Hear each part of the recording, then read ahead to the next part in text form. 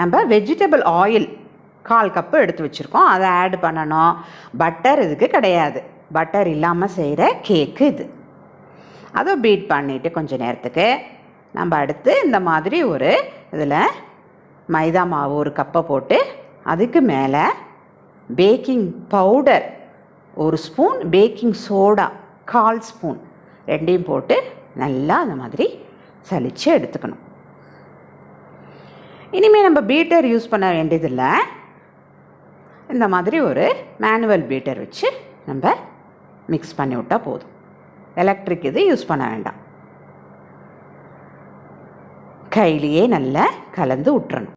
என்னோடய வ்ளாக்ஸை பார்க்குறவங்க குக்கிங் வீடியோஸையும் பாருங்கள். என் சேனலுக்குள்ளே போனால் உங்களுக்கு எல்லாமே கிடைக்கும். நல்லா ஒரு கலந்து விட்டுட்டு 1/4 கப்பு மில்க்கு